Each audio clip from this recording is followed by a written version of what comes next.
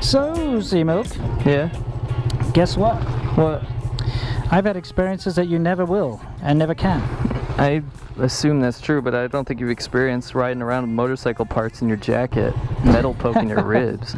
Sucks. What I'm talking about is you will never know what it's like to be an African in China. Something about the scenery reminds me of that topic, actually. Yeah, you know? Well, we're in a kind of a jungle thing. Yeah. Which is not to say that Africa's a jungle, because actually where I come from, it's more like Serengeti's open. Doesn't make any sense, does it? No, you know, anyway. There's actually some evergreen trees here, because we're right above the Tropic of Cancer. Oh, have you got macaques flying around in here? Come on, enough of that stuff. Stop your Tropic of Cancer. You're going to give me cancer with that stuff. Yeah, so, okay. Anyway, this is an interesting topic, and it's something I've been wanting to cover on my own channel personally, but I thought we could chat. It would be much more interesting to have your input on this, because you, although we are, I consider the same peers, same kind of life experiences, there are certain things here in China that we experience completely differently due to our nationalities. That's for sure. Okay, so let's hit the road and talk about it. Actually, very nice scenery, so let's go. Yeah, let's do it. Take it on the road, baby. That's the way you want it, baby. Okay, Z-Milk. Yes? Why is it that you and, you know, your friends, people like Prezi and whoever else, always get your schools and stuff to do your visas for you? Why are you so lazy? Why is it that you're always like, oh, my school's going to sort out all my paperwork? Well, number one, I don't work for a school. I'm a full-time, video maker. Okay, before that. Before. I'm just correcting you. Okay. Anyway, Yeah. So, why do they do that? Well, number one, because if you're from a native English-speaking country and you're Yeah. going to work as a foreign expert educator, then your company legally has to take care of your documents Yeah. and your flight reimbursement, all that kind of stuff. It's all on the law. So basically, you hand them over all the documents that they need, and then they process your visas. Why would you ask me that? Like, what's... Do you feel like there's maybe this little bit of air of like, well, if you want me to teach here, you better take care of all this stuff for me? Do you think there's a bit of that going on? I think, yeah, probably. That's probably what influenced them to take care of all your documents, is their experience in the past. That is the attitude I get from a lot of foreigners that come from sort of first world. Why would you? Like, they legally have to do it anyway. No, but yeah, the thing is, like, the amount of foreigners I run into who, this is really pretty out here. I always like coming here. It's gorgeous. You know, foreigners that come here, they kind of feel like, well, you know, they have this air of arrogance about them, as in like, well, you know, I could always choose better, you know, so Gotcha. if I'm going to have to work in your country or work in your school, you better take care of this stuff, you better make it easy, otherwise I'm just not going to be here, you know what I mean? Okay, yeah, I guess I could semi-agree with that. Yeah, okay, because for me it's always been, because coming from, South Africa is a bit of a mixed place, okay? Okay. It is ahead of China in a lot of ways. Like, it's very Western, especially if you go to places like Cape Town or certain parts of Johannesburg. You get sort of a very first world feel, you know, you've got your sort of posh bakeries and restaurants and malls, and, you know, the way everything works there is very sort of Western, right? Right. But then you also have the fact that it's a third world country with very little opportunity, very high crime, not a lot of money going around. So coming to a place like China is a huge step up in a lot of ways. Okay. Namely safety. It's much Okay. safer in China. You're not going to get murdered in your sleep every day. Right. Every single day. Every single Hey. day. Well, 56 murders a day Sure. in South Africa. So you're not going to get murdered. And secondly, there's opportunity. So the idea that you could go and earn, and I mean, this is going to sound stupid, but the fact that you could go and earn like a 10,000 RMB salary is huge. Okay. That's so sad. I know. South Africa, 10,000 RMB is about 20,000 Rand. Okay. Which is the equivalent of 20,000 RMB basically in Okay. South Africa. Because the economy is so crap at the moment. Right. The fact of the matter is, most people that I know, even in high management positions and stuff, are earning 20,000 Rand. So Right. 10,000 RMB is kind of like a high level management salary. Although, you know, Right. obviously you get better and better. I do know people that are earning about 40,000 RMB a month, you know, equivalent, Of course, that kind of thing. there's a range.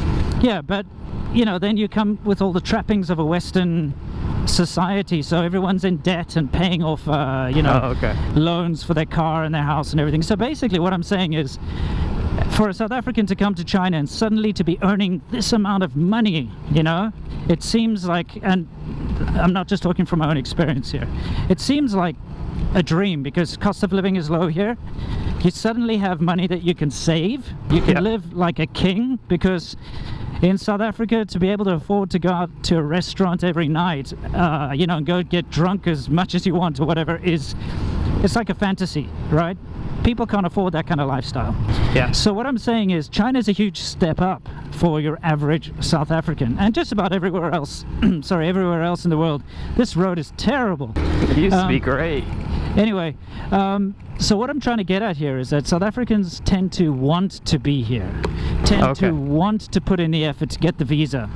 And so you'll find a lot of South Africans, you know, because the companies I've worked for in the past, they're like, well, you're South African, it's difficult for us to get you a visa. Oh, now I see what you mean. So you had to, because you're South African. You're going to have to sort your own visa out, or they're going to say, yeah, we can help you, but you're going to have to go do this and that. You have to go for all your police interviews and stuff.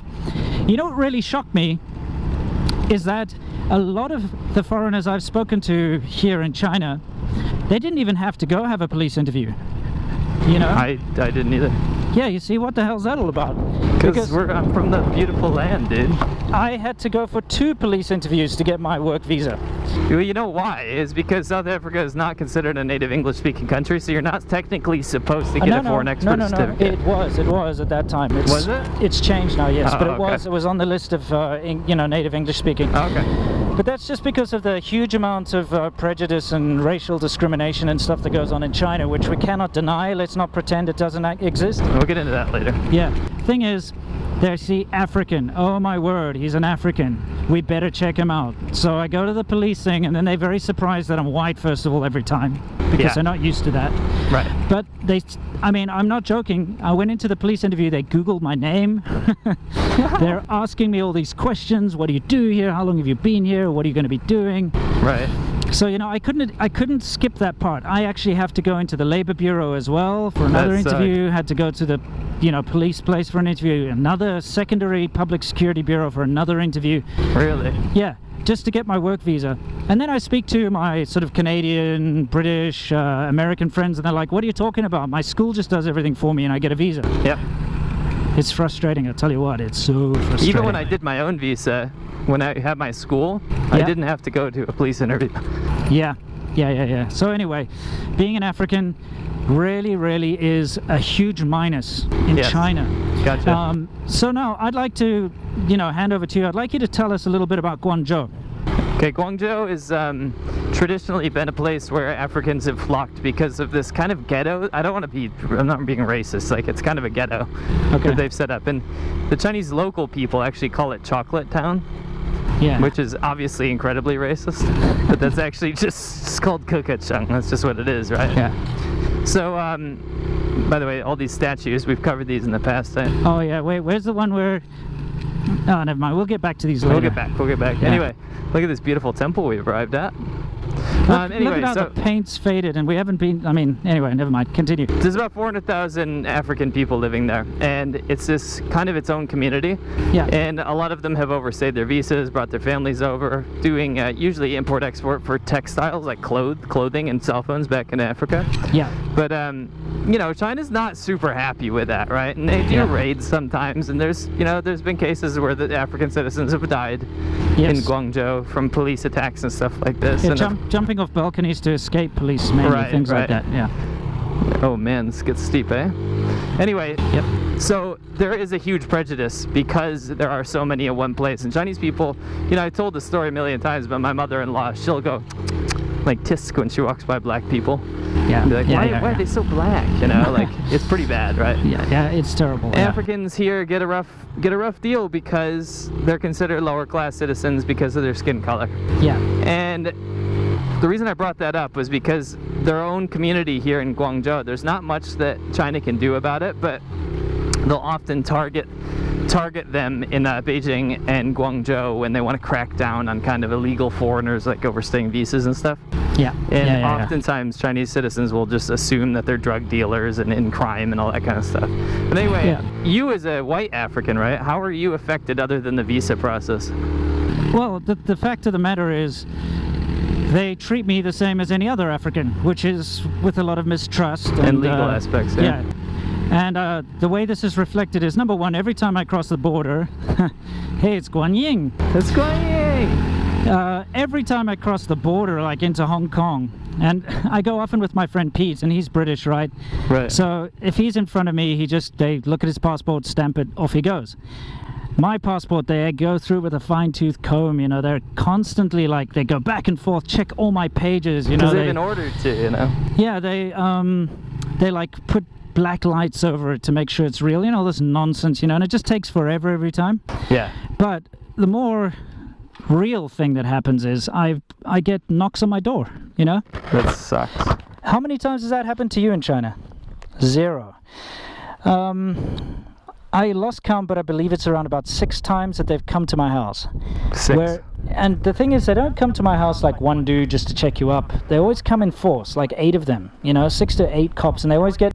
It's kind of interesting because every single time, it's always been the tallest guys I can find, wearing those, you know, those very intimidating uniforms. Right. Not the normal things, you know, but like really big, sort of impressive, clean-cut uniforms.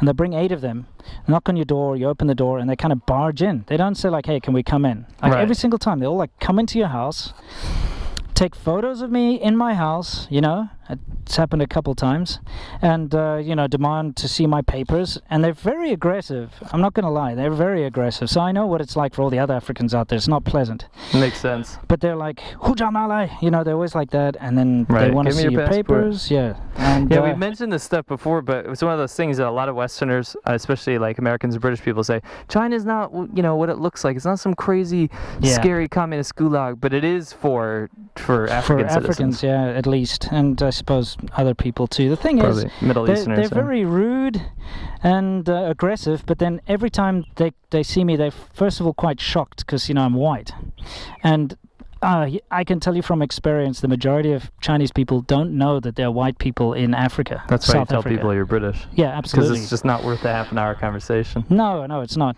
So anyway, they see my papers. When they see everything is in order, then they are all polite and they're like, oh, okay, never mind, you know, sorry like about that, see you around, cheers, and then they leave.